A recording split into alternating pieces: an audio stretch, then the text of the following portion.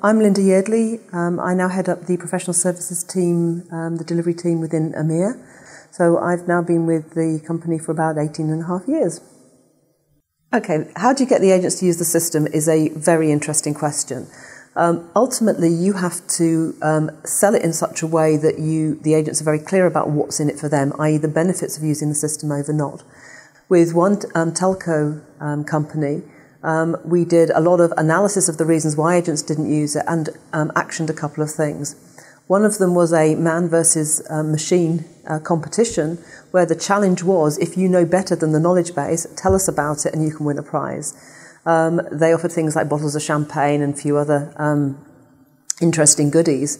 And interestingly, they only paid out on 3 occasions. But what it did was to surface all of the objections and concerns that the agents had and allow them to kind of answer it in a visible way, such that it became apparent that using the knowledge base was very much the best way to do your job.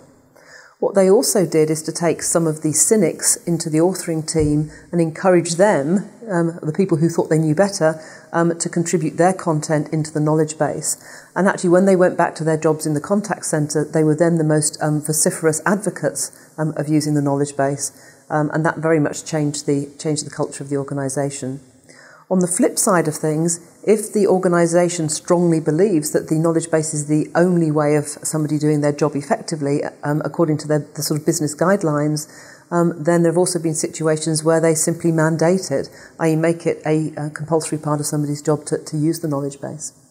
I'm regularly getting asked about the amount of effort that it takes to build the knowledge base. Now, one of my answers to that has always been is that the amount of effort that it takes to maintain knowledge within the organisation is quite significant. The difference between using eGain knowledge and not is that that effort actually is surfaced and made, if you like, transparent within your authoring team. Sharing knowledge used to be as simple as standing at the photocopier, printing 20 copies out and passing them around your mates.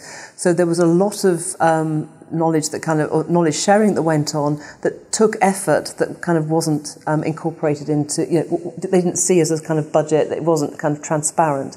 A lot of that still goes on now. People chats in the kind of the coffee room, at the water cooler, email passed around, links to YouTube, that kind of thing.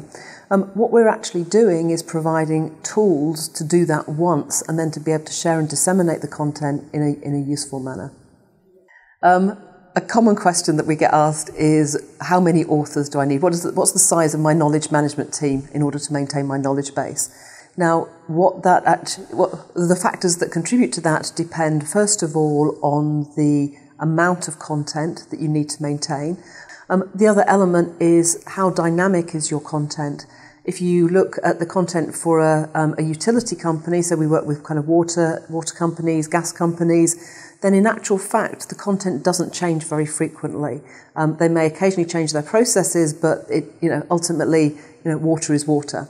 If you go into a mobile telco who are releasing a new handset, a couple of times a week, they're changing their bundles and packages, the whole kind of way that they sell and market, then the content is constantly changing. It therefore needs a much larger team to be able to keep that going. The largest team of authors that I know of is 40 or 50 in a very large mobile telco in France. The smallest might be somebody doing it, a couple of days a week in say one of the utilities or smaller organisations. Increasingly, we're being asked how to roll out solutions on a global scale. In principle, that's actually quite straightforward. The approach that we recommend is building a master solution initially and rolling that out to your first country or subsidiary. So you're building the functional solution, you're populating the knowledge base, and then you're actually testing it in a real-life scenario. You then roll it out a second time, you maybe make some changes based on lessons learned from the first one, and you establish a clear template in terms of how you're then going to roll that out to subsequent countries.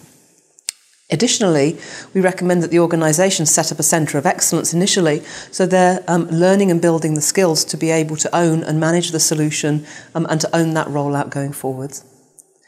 Companies we've already done this with include organisations such as Electrolux, which is interesting because it's not just multi-country, you've obviously got multi-language, and they've got multi-brands as well to take into account. So it's quite a complex knowledge base, but it does use our multilingual knowledge base, that they built it in a master language initially, and then they've translated that for the other countries.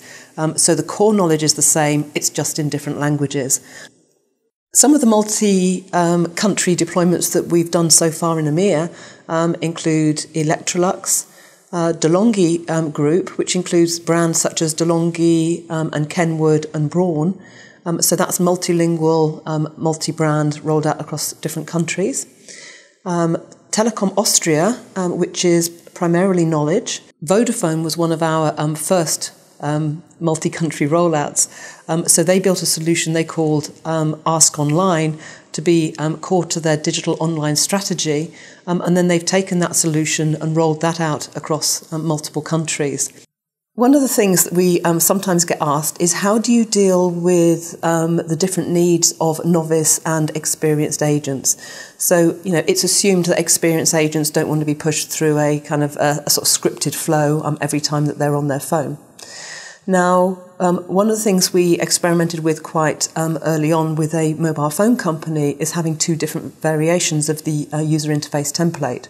So the knowledge base is exactly the same, but the way that it's presented is different. So a novice agent is presented with questions one at a time and is guided quite carefully through the flow. An experienced agent is presented with multiple choice, multiple questions on screen, so they can handle it in what would appear to be a more natural fashion. The way that they handled it is that they did that as part of the training and assessment program. So once an agent had reached a certain stage in their development, they were moved on to the more complex user interface. Interestingly, though, we got quite a lot of feedback after that move. The contact centre was staffed primarily by sort of students and relatively young people compared to myself, and they used to go out drinking quite heavily in the evenings. The feedback that we got is that when they came into work after a hangover, they much preferred the one question at a time process, so they didn't have to think too hard, and therefore as a result, I suspect management may have taken a more keener interest in how they came in the mornings, but secondly then gave them the option of choosing which interface they wanted to use.